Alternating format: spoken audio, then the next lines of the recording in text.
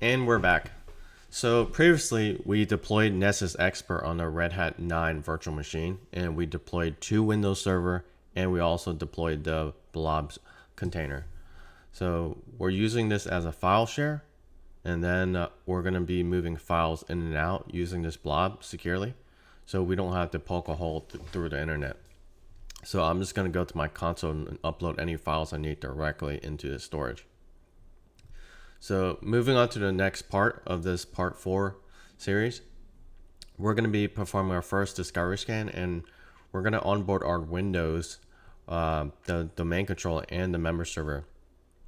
We're going to create a service account, and we're going to set up all the requirements that is needed to basically scan these fully authenticated. So I just want to show you guys how this works. There are differences in the real world. You're going to notice that a lot of companies, they use agent-based scanning, and then there's remote scanning. Usually there's going to be a hybrid. So if you're using Tenable.io, which is Tenable Vulnerability Management, this is basically the Nessus scanner. I can't afford a Nessus manager and agent because that's really expensive. We're going to be scanning via the normal method, via the scanner. So what's going to happen is you have your target here over the network. So the Nessus Expert is going to act as the remote scanner. When it runs its attack script, something called a NASL, Nessus Attack Script Language, it's basically Nessus' way of creating the plugins to attack the host to basically report back what they see with the plugin IDs.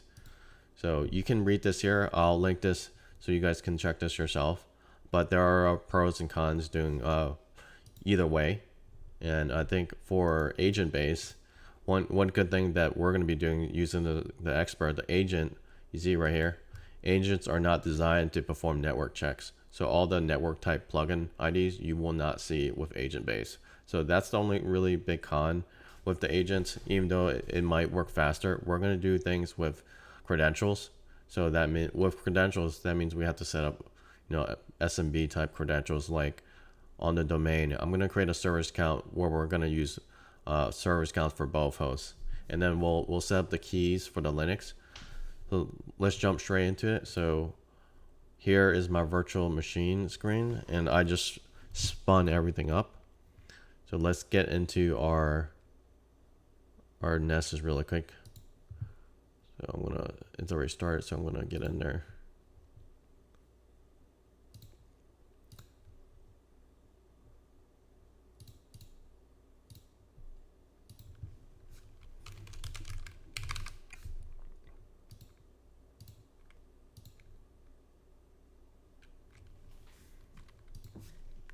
Let's make sure everything's still up.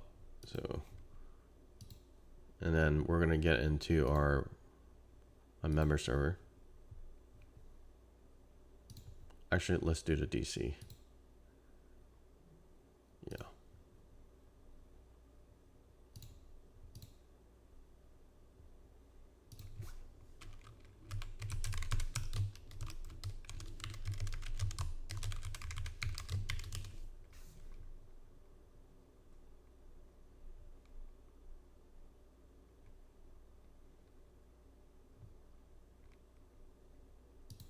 Okay, I'm gonna jump into the other one too.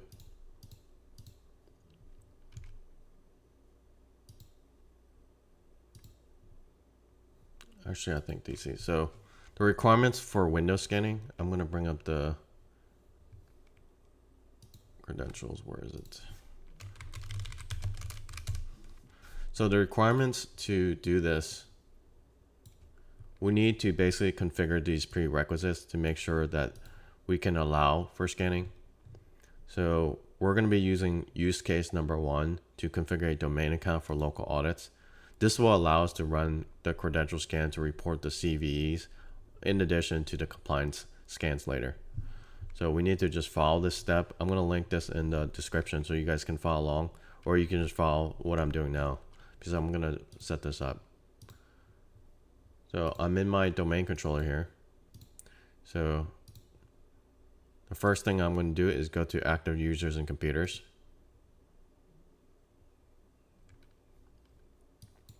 Here's my domain.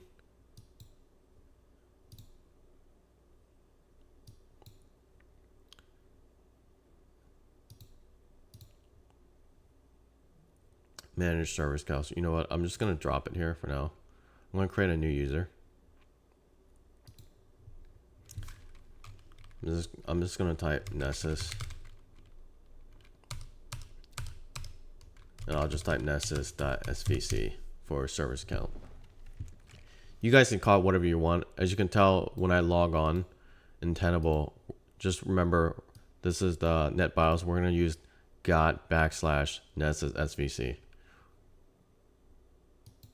Next, put a password.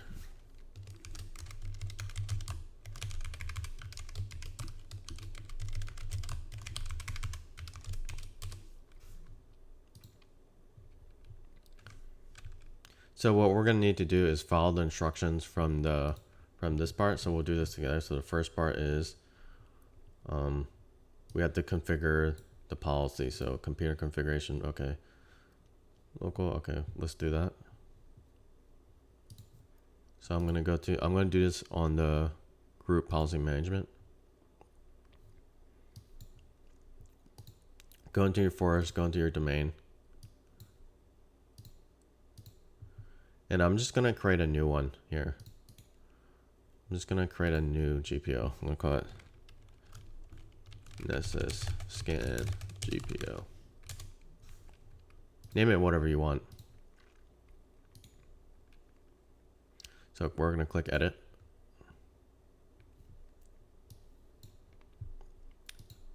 So we're going to go down to policies, Windows settings. What was it?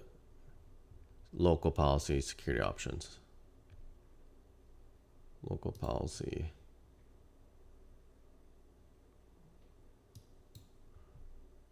Where is it? Security settings. Local policies. And security options.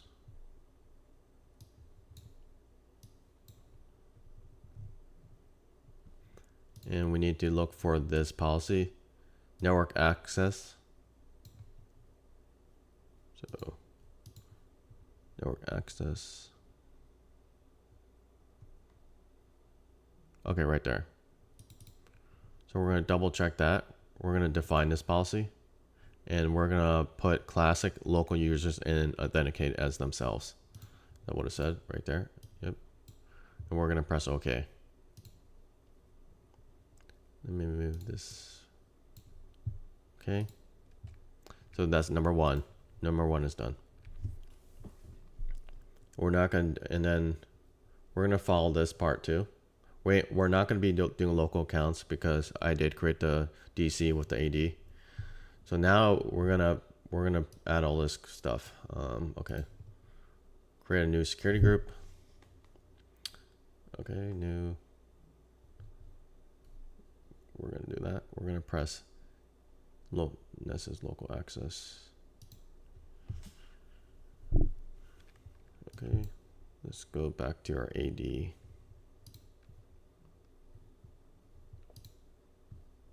Where's my Active Directory? Okay.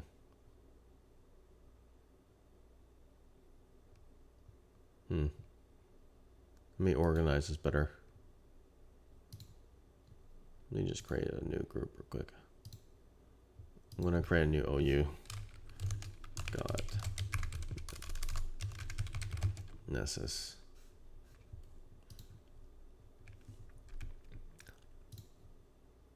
I'm just gonna move my user in here. And then what I'm gonna do is follow the instructions that they said. I'm gonna create a group. New. We're gonna create a new group. And it says Nessus local access. And we're gonna leave global and security. That's what it said, right? Right there.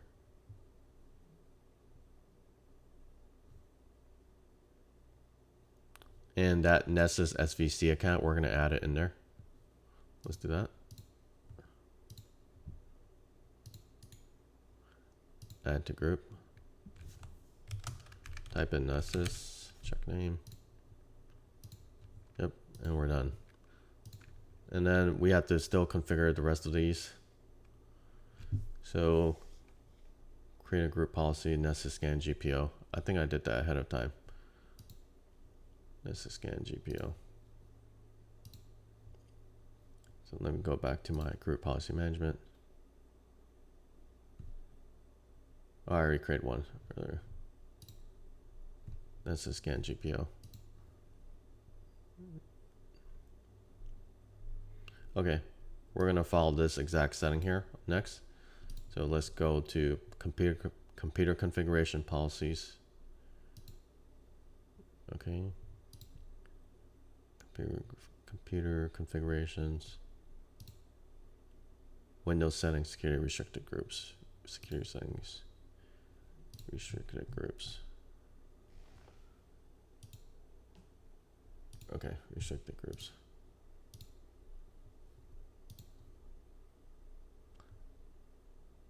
Okay, and we're gonna right click and add the group.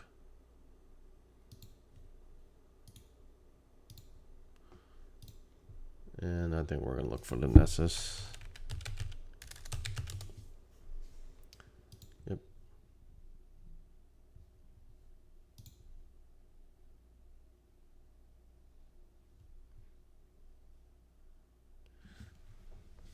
And then we're gonna follow this. Select add. This group is a member of add to the administrator group. Okay, twice.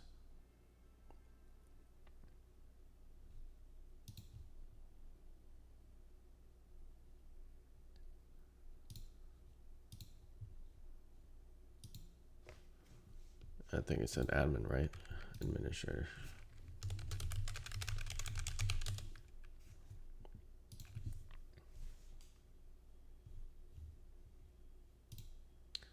Apply. Okay.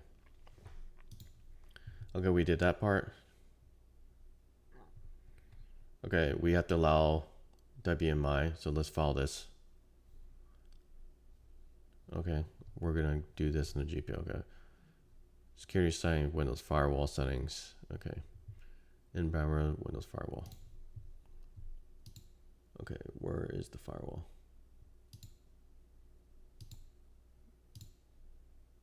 Okay, right here.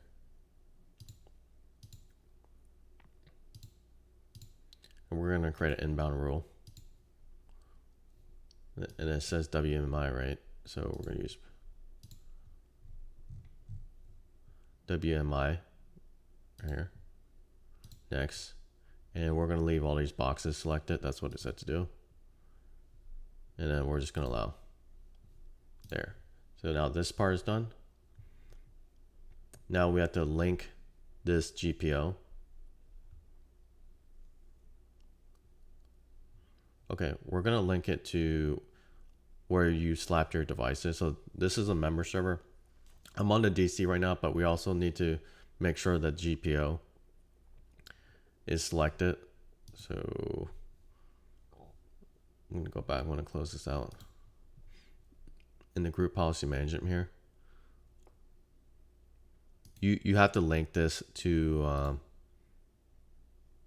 this to make sure where you.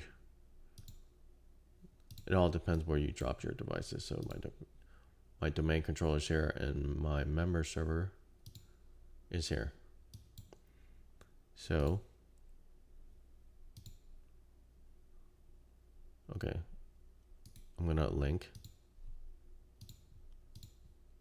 and I'm also gonna link it right here. So now both of these are in there, so I can use this account.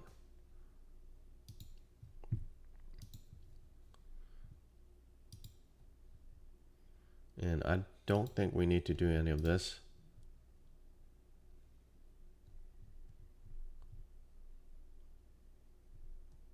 Oh, actually, we might need to do this.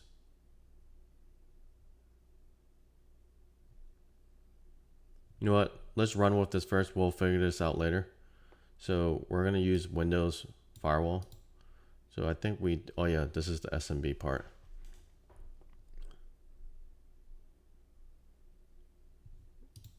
I don't know if I'm going to do this. Okay, remote. Okay. What I'm going to do to get these, I'm also going to do this within the GPOs. we're going to do this one first. Okay, center profile administration. Navigate to. You know what? We'll do this part later. Let's just try and do the scan. Okay, folks at home, let's also spin up a Red Hat 9 host. We're going to use this host to install Splunk on. I think the latest Splunk Enterprise is Splunk 10. So let's do that really quick.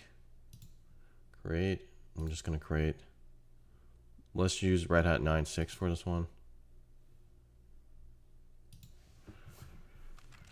I'm going to name it Night's Watch because it reminds me of Game of Thrones at night.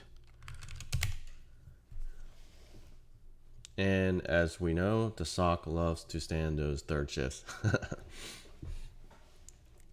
So let's select the different size. Let me pick one that's available. Let me just select this one. Whatever. Yep, and put a key. Generate a new. Yeah, I'll generate a new one. Nice watch key. Do I need to call home for this? No ports. No public. Next.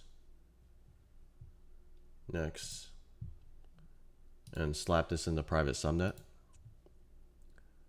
I don't think we need to call home for Splunk. But no. Next.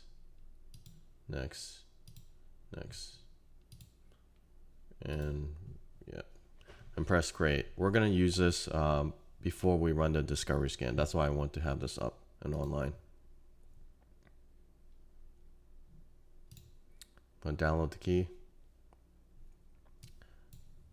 Yep, just save it.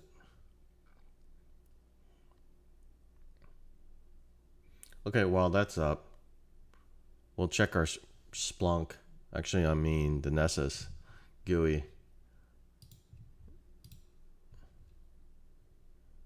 All right, whatever. Let me refresh. Okay, it looks like it finally just came up. So in the real world, how this usually works, in the vulnerability management process, the first thing we want to do is really discover our assets for scanning. And if you're working with the network team or the cloud teams, I would recommend asking for the subnet so you can just put the whole block in here. I don't recommend doing static IP when doing discovery because it'll just take forever. The ideal way to do this is just look at the VNet, or if you're in AWS, look at the VPC, and underneath the VNet or VPC, you're going to see the subnets. And say you're getting this data from the network admin, you can just verify by the subnets here. So if it was me talking to the network admin and I had read access to see this, I would just say, hey, just give me the IPv4, the CIDR block here. So I'm just going to copy this right here. We're just going to slap that in there. So you can put this whole range. So it's /64. Why can't I just copy paste? Yeah, you can just put it like that, /64. Tenable can recognize the slashes, so let's do that. Oops.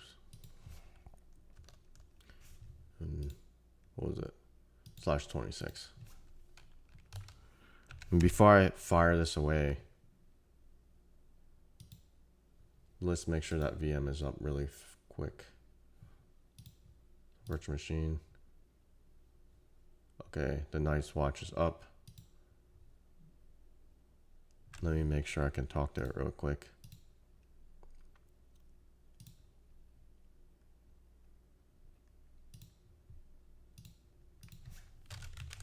Azure user, my default.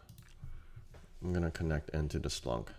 We'll do Splunk at the end because there's a reason why we're gonna be doing this at the end to onboard for the logging. I want to do the Nessus part because before we actually aggregate all the logs, I want to make sure each host is configured properly to basically generate the log activities. A lot of that stuff will come from the actual Nessus scan. when we scan Nessus with the compliance, it'll scan for the misconfigurations on the Windows and Linux. So once you actually harden the box, it'll generate the proper privilege logs that it needs. So that's how we're going to do this at the end. So I'm just going to make sure I can ping it. I'm going to ping my Nessus server and everything can talk. So ideally, when I run a discovery, it should just work. You know what? I'm going to copy this. We're not going to do it here. To do the discovery scan, I like to generate some more activities so I can see this live. So you press host discovery in the templates here. And so this is my GOT network. So Game of Thrones, right? So discovery scan. I'm just going to name it that. And I'm going to paste that solder block here. The reason I'm doing this is so I can kind of control this. So I want to press this live results because I'm going to watch this live as it comes in. And then discovery, you're going to leave this default. Click report. I do want to select these two boxes because I do have a domain up. I want to see the DNS names if possible. And also if something doesn't reply back, I want to be able to see that too. So I'm going to check these two boxes. And under advanced, we're just going to leave this blank. We're going to save. And then we're going to press play and launch. So that's the first thing we should do. So now this thing is running live. You're going to see data start to populate. So you can see my Raven. So this is my local host. This is the actual Linux box here where I'm running the scans from. And it's going to basically reach out to all these endpoints here. So I should see three of them come up. And I should be able to see the blob too, I assume, when it resolves. So right here, you can see it right here. They just came up right away. And when this finishes, we'll return and look at the results. All right, in the meantime, while we wait for this discovery scan, we could configure the scan for the Windows. Typically, when you... Actually, it actually just finished just now. So here's the report. You can see the open ports on my member server and also my domain controller here. And it looks like we can't see anything from the Splunk server I just made. No ports open. And the rest of these are dead.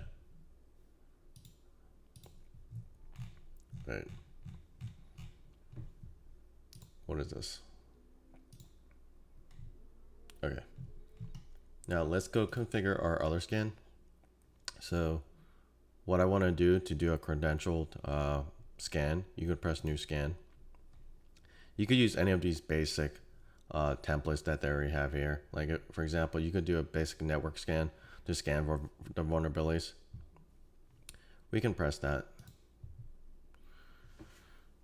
And if you remember the Windows credential we just did to onboard, we just went to the GPOs to create this. So this is my GOT network. So I'm gonna put GOT Windows server scan. I'm gonna slap the same same subnet range. So whatever hits. That's what I usually like to do. I like to see results live. I'm gonna select that. For schedule, I'm not gonna put on a schedule. Leave all this stuff blank. And I think the rest we could leave blank. But I do want to, in the reporting, I do want to see these two options. Actually, these three. I actually like seeing this data just in case. Because this will tell me that, what targets that I can't reach. And I only have 2 Windows Server, so they should just come up. And then credentials. We're doing the Windows. If you remember the account that we used earlier, where was it?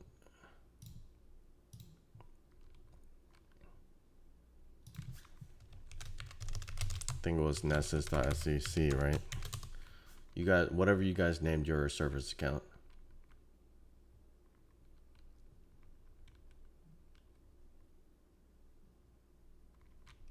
Yeah, I'm pretty sure. So the way you're going to do this, mine is got.ai, whatever your domain name is. I think the nessus.svc. Then I'm going to type in the password. And usually you want to select these two options because that's a Nessus requirement. Like if you guys remember right here. So this is automatically, if it's not on, it'll just turn it, it'll force it to turn it on. And we're gonna test if this works. Okay, where was I? Okay.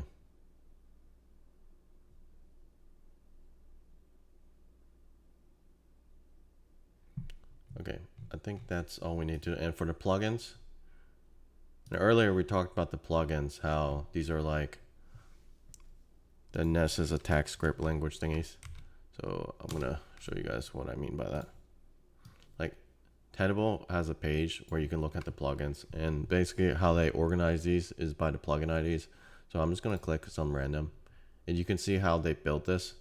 You see right there, the file name is the Nessus attack script language. This is basically how Nessus queries for these vulnerabilities.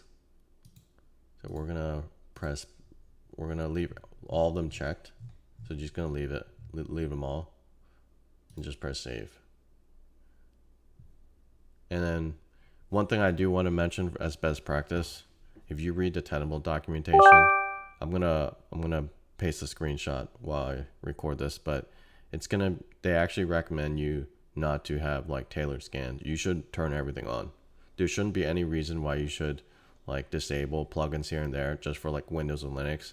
It's against their best practices, because if you do that, you're basically hiding risks sometimes. So now that we got this created, we're gonna click launch, and we can look at the results right away. And while this runs, we're gonna see the data come in, and then I'll show you guys how to verify that this scan was authenticated. We should see some vulnerabilities come in because I didn't patch those boxes. So we'll come back and we'll look at the report on this when this is complete. And we are live and back. The scan just finished. It took a while, so let's look at the results. I'm gonna draw in here. Okay. Okay, it looks like we had 2 authenticated success and 3 failed. Let's see what they are. So my Lord Commander, my domain controller, looks like it passed. And then my Raven, this is the local host. And here's my member server, failed. So let's look at the one that passed first. So this is my domain controller. And right here, you could see that there's 2 critical findings already. And typically you could turn these into reports and just export them out. And a good way to check if it's credentialed or not, there's some plugins that I usually like to look for. I think one of them is 19506. This is basically right here. This is the Nessus Scan Information plugin ID. So if I just filter by plugin ID 19506, that's a really good interview question too. So if you guys are interviewing for any positions and you're like doing Nessus or Tenable, people like to ask if it's like authenticated scans. So you see right here, Nessus scan information, and then you're basically gonna get these outputs here. So I'm gonna go to the output.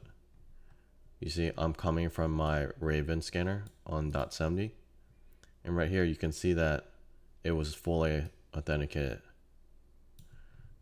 So the next part is we need to probably look at the other one. I'm going to clear this filter, and let's look at our Linux box here. And you can see that there's probably mixed vulnerabilities here, some criticals and highs. We can run a DNF update and just like patch all this in once. So I'm going to go back, and then let's look at our Windows member server.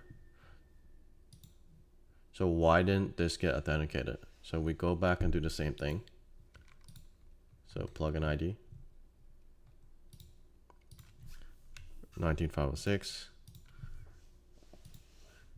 and this is a scan that's not authenticated. You see credential, no. So if you report this to the product teams and basically say there's no findings, that's kind of BS, because they are. It's just not authenticated. So that's something that we typically would have to fix with the admins if you're working the vulnerability management. So I'm going to clear the filter and let's figure out why we're not getting this. So why is it not authenticated? Usually the plugin IDs will leave you clues. So if I scroll down here, I think this one is, this one's good, but I like to use this one. Is this 21745? This one usually will tell you what the problem is, that it was not possible to log into the remote host via SMB to create a socket. So the Nessus requirement for Windows, it needs 135 and 445. And I think something with the local account didn't work. So Tenable has a troubleshooting article here on how to correct Windows credential issues. And you've got to make sure that all these requirements are met. And we'll fix that later. But that's basically, in a nutshell, how to run credential scans. Typically, to fix the issue we have with the member server. So I have this Winterfell member server that's not authenticating with the SMB. I just went to computer management to check. I see that I have access. So I'm not sure why it's not working. So let's figure out. So I like to just go to Network Sharing Center. And I'd like to just double check advanced sharing settings. Yep, there. I'm pretty sure this is right. This is it right here.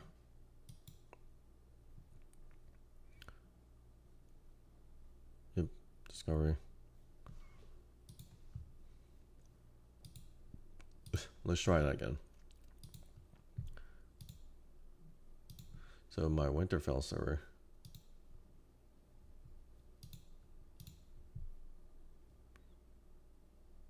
So this is a 6.9.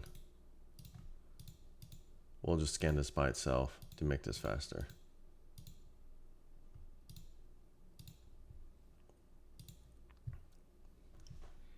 So I'll just do a quick scan. Windows. Nessus.svc. Type in your password. On it's got.ai. I'll press these two.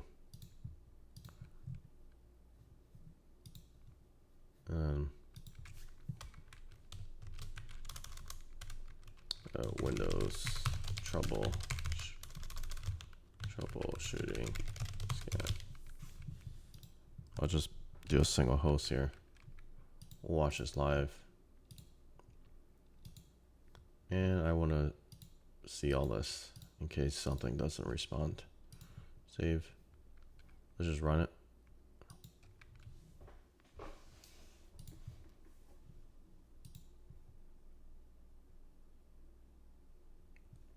Usually for Windows, if you follow all this, it should just work. And plugin 21745 basically was reporting that this part wasn't, something was funky there. So I just enabled this just to make sure that this was working. It's either that or the ports.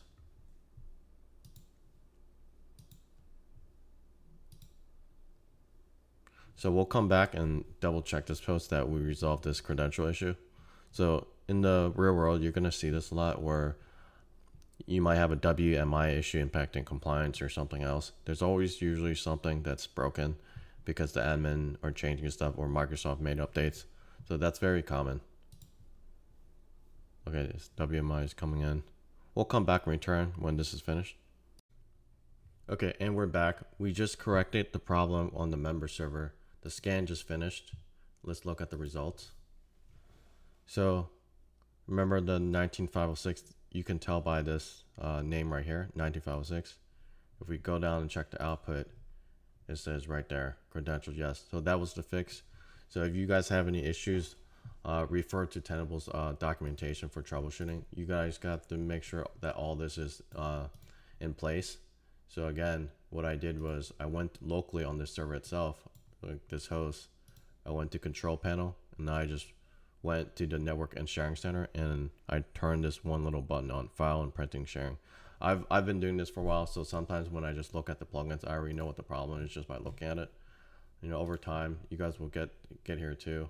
And another indication when you see these plugins that everything's working, you're also going to see this one, OS security patch assessment available, and you can tell that it was able to authenticate fully.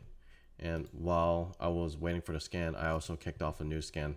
So it looks like the scan, the complete scan just finished. And if I look at the history, the one that just finished just now, actually, yeah, I think yeah, you see, now it just finished. Winterfell. Previously, I didn't see this. Now you see both of the Windows Server passed. So all we have to do now is fix these vulnerabilities, these critical findings. And to report this out, there's a couple ways to do this. I think Tenable has some options. You could either press this little one button right here, click report, and you could select one of these options. I like to do CSV. You guys could play with this reporting, but usually I like to pick one of these ones right here by host. I'll just pick one of these. I'll do a CSV. I'm just gonna select everything, and then you want to get this back out.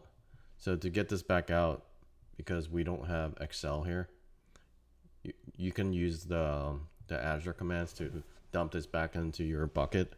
Not your bucket. I'm getting confused with AWS. Your blob storage.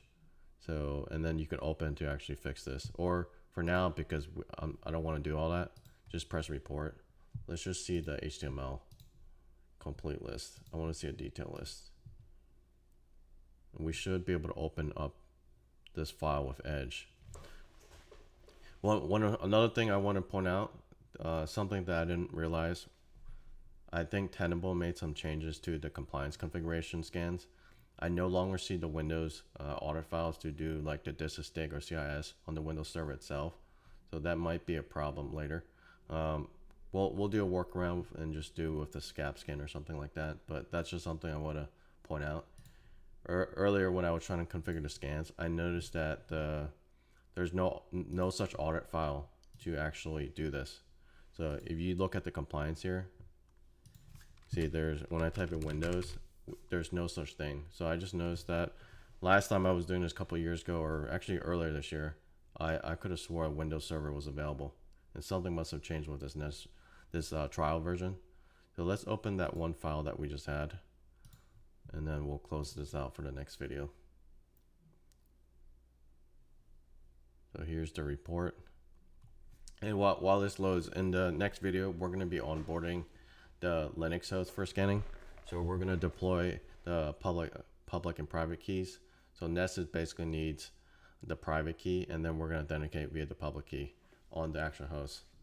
So here's the copy of the report, and you could click whatever, I'll just click one. Here's my domain controller, and as you can tell here, I have a couple findings, some criticals, I think, right? Where was it? I don't usually use this method, but let me go back. So on my DC, I had 4 critical, 4 high, 4 medium. And this doesn't include compliance because I can't do it right now. And to fix those vulnerabilities, usually when you look at the report, they'll give you information right here, like what score it is, right? They'll tell you all the details that you need to know. Everything you learn from like your school, or maybe you've taken security clusters or the cybersecurity analyst from CompTIA, how to read these base scores, like that was all probably in your training. If not, if this is new, you can go Google this and ChatGPT it. But to actually fix these, usually you're gonna read these by the output on what the problem is, and then to fix, they'll also have a solution right here where it just tells you to just simply update it. So that's how you fix it. In the next coming series of videos, it's going to be probably part 6 or 7 when we actually go down to the local host to actually harden these boxes to fix like the misconfiguration via like CIS manufacturer, whatever baseline you guys are comfortable with. But I don't think I'm going to be able to do that with Tenable here. So that's just a heads up. But what we can do is we can do Linux, because if I type in Red Hat here, I do see that there's audit files for this. So we can run a baseline against Red Hat 9 against my Splunk server. I can show you guys how to do that later, but for Windows, we're gonna have to do something else. So I'll see you guys in the next video.